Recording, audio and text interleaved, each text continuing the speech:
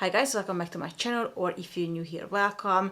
In today's video we are gonna be reviewing an Anastasia Beverly Hills Modern Renaissance palette dupe, this time from Technic. This palette is called Urban Jungle, and for the moment this is the last Modern Renaissance palette dupe and the last Technic palette I'm going to review, because I purchased all 4 Technic palettes in the same time and this is the last one to review. So far I was quite happy with the previous 3, especially with the first 2 I did, with the Riviera and the Desert Dusk palette dupes. I don't think they are the best dupes on the market. I do believe that W7 does better dupes, and so does Makeup Revolution, but none of the 3 is really my favorite. My favorites are the You Can Be, Bad Habit, Alter Ego palettes. They are a little bit harder to get hold of. You definitely need to order them online, but that's where the really good quality comes in, and that's where you get the palettes that are sometimes even better than the original. The palettes I review from Technic, from Makeup Revolution and from W7, they are good considering the price, but they are never really better than the original palette. And that's definitely the case with today's palette. I must say that out of the 4, this is definitely the worst. And I don't know if that's due to this being released earlier than the other ones, or just the formula, or did I get one from the wrong batch? I'm not really sure, but I was really not happy with this palette. And I must say that I haven't had a dupe palette this bad for a long time. Just like the other Technic palettes, this was made in China and it contains 15 times 2 grams of product. As you can see, you have 5 shades in each row and you have 3 rows in total. That gives you 15 shades. So overall you get 30 grams of product, and you get 1 additional shade at the end of the palette. A part of this, the shades are in exactly the same order as the original ones. The palette has 36 months shelf life, and although it doesn't have a cruelty-free sticker, it says that they are against animal testing and that the palette is completely vegan. So I don't know if it's cruelty-free or not, but it sounds like it is. My Modern Renaissance palette has 6 months shelf life, although I believe they have changed that since to 18 months, so they probably replaced some of the ingredients. I've had this palette for more than 2 years at this point, and I have absolutely no problem with its performance. It retails for £44 at the moment. They keep pushing up the price. When I originally purchased this, I believe it was £42, although I did purchase it in the USA, where it's significantly cheaper, because I believe it was about $42 instead of £42, which actually is about maybe £38, so it was a lot cheaper than here in the UK. I purchased it in Macy's in New York, so I don't think that this was on the shelf for that long, but like I said, I've had it for 2 years at this point, so it definitely exceeded that 6 months shelf life, and it still performs really good. Performance wise, it's definitely my favorite Anastasia Beverly Hills palette. A part of the shade Love Letter, I feel like every shade performs really good. Love Letter is a little bit on the drier side, very similar to some of the matte shades from the Subculture palette. I think the overall performance is probably the best in the Soft Glam palette, but I think Modern Renaissance and Soft Glam are definitely the 2 most loved palettes from Anastasia, and I think they got the most positive feedback. Just like the Subculture palette, this contains 0.7 grams or 0.02 ounce of product in each pen. So overall in the 14 pens you get 9.8 grams of product, which is more than 3 times less than what you get in the Technic palette. the Modern Renaissance palette was made in the USA, and the brush that comes with it was made in the People's Republic of China. So now I'm gonna jump into showing you the swatches very quickly that I did of the two eyeshadow palettes. In the bottom row you will see the Anastasia Beverly Hills shades, and in the top row you will see the dupe shades as always. As you can see, as far as swatches go, most of the dupe shades perform quite well. I would say that the dupe of Cypress Umber and Golden Ochre definitely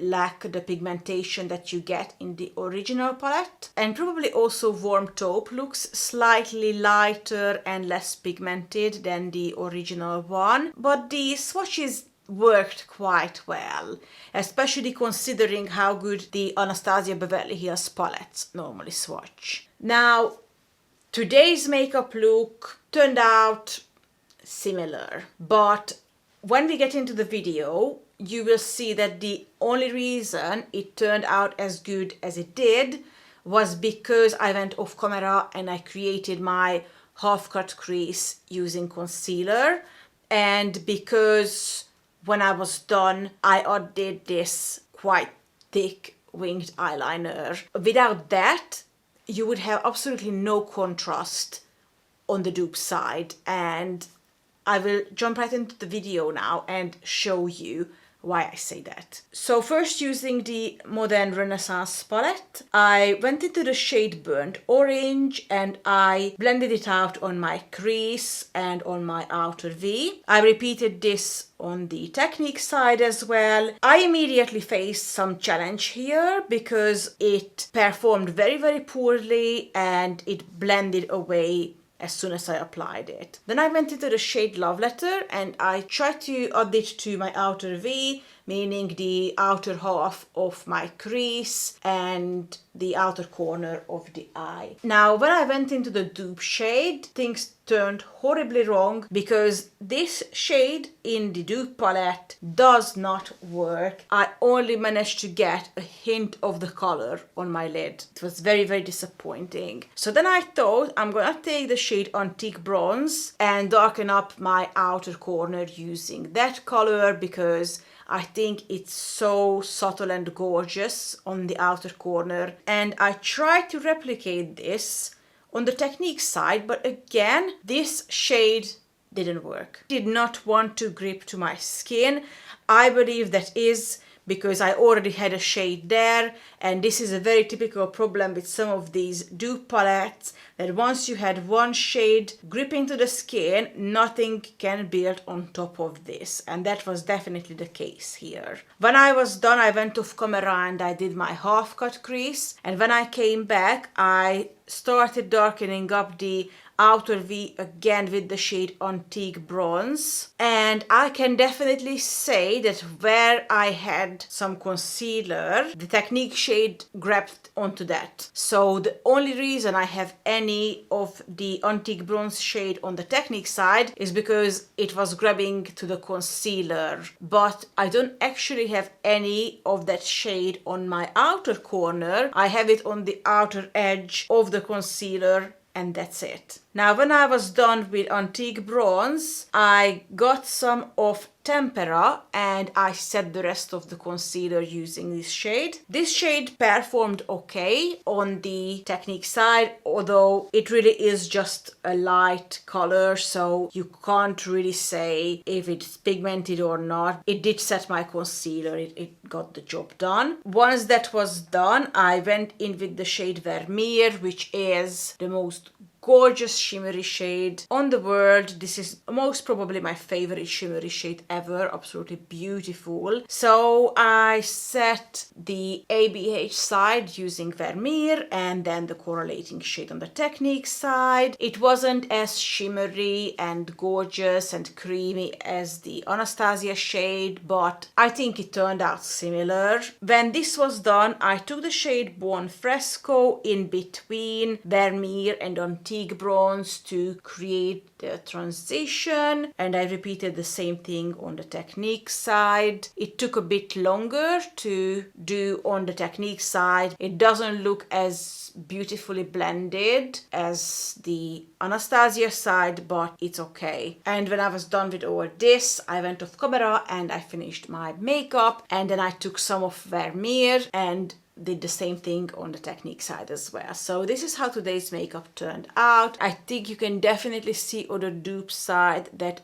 as soon as the concealer ends, you're stuck with the original orange shade on the outer corner. You only have the dark purple shade where the concealer is. It looks super patchy on the outer corner. It's just not good. And just to compare, this is how the Anastasia side looks like. So yeah, this is definitely not the best dupe for the Modern Renaissance palette. I have already reviewed the Bad Habit Royals palette, which was absolutely amazing, and I also reviewed the You Can Be Emancipation palette, which was also good. Not as good as the newer You Can Be palettes, because Emancipation 1 and 2 were the first eyeshadow palette dupes that You Can Be did, and you can definitely see that the packaging is boring and the performance is not great. So if you want to have a really good dupe, you definitely need to somehow get hold of the Bad Habit Royals dupe. But honestly, if you can't get that one, just get the Makeup Revolution Reloaded Vitality palette. I believe it's £4 or £5, and it's a good dupe. It's not amazing, but it's a lot better than this Technic one. So yeah, unfortunately, this last Technic palette we reviewed today did not work out as well as the other dupes, but that's why these videos are good, because at least now you're not gonna spend your money on something that's not working. That's it for today, guys. I hope you enjoyed this video and found it useful. If you did, please don't forget to give it a thumbs up. Subscribe to my channel if you haven't already, because I would love to have you here. And until next time, take care of yourself. I will see you very soon.